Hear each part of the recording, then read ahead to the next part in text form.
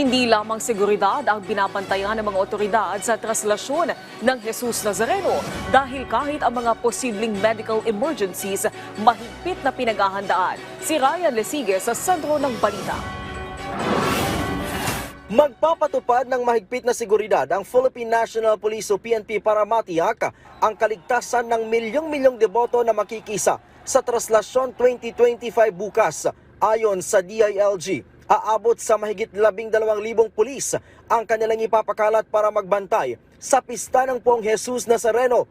Mula sa nasabing bilang, mahigit 2,000 ang ide-deploy mula sa Manila Police District or MPD. Tig 1,500 na police contingents naman ang ipapakalat ng Northern at Southern Police District, QCPD, PRO3 at PRO4A. Bukod dito ay magpapakalat din ng tauhan ang Regional Mobile Force Battalion, NCRPO, at Eastern Police District. Sa ngayon po ay wala po tayong namomonitor na anumang seryosong banta at syempre yung ating mga intelligence operatives ay mga nakasibilyan po yan at halo po doon po sa ating mga participants po ng traslasyon at magmamasid po sila doon para kung may mga namomonitor po sila ay mabilis na i-report po doon sa mga unipormadong police po natin na nakadeploy po. Nauna nang sinabi ng PNP na makikipag-ugnayan sila sa security plan ng lungsod ng Maynila, iba't ibang government agencies, stakeholders, habang ang PNP Highway Patrol Group naman ang mga ngasiwa sa traffic flow. Ang PNP Intelligence Group at Anti-Cybercrime Group ay nakatutok naman sa posibleng physical at digital threats. Yung estimate po last year nasa around 6.5 million po. So the same din po more, mga around that numbers din po yung inaasahan if not mas marami po. At yan po ang isa sa mga reason kung bakit yung ating pong 12,168 ay fluid po yan. Pwede po yan madagdagan, depende po sa makikita po natin doon po sa magpa-participate po dito po sa traslasyon.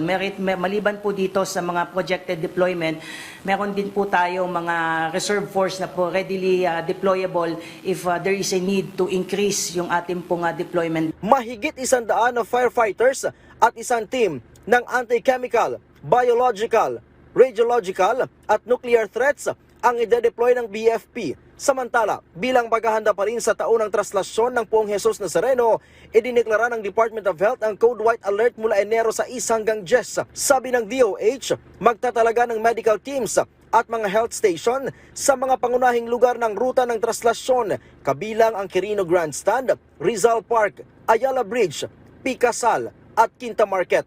Magtatalaga din ng mahigit 200 tauhan ng DOH mula sa Health Emergency Response Team ng 20 ospital sa Metro Manila, kabilang ang Jose Reyes Memorial Medical Center, Tondo Medical Center, Dr. Jose Fabella Memorial Hospital at East Avenue Medical Center ang itatalaga.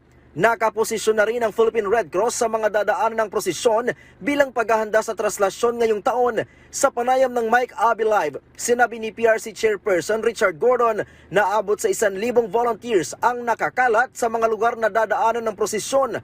Meron rin silang nakaantabay na mga ambulansya at nakatayo na rin ang kanilang field hospital at mga first aid stations na kumpleto sa kagamitan.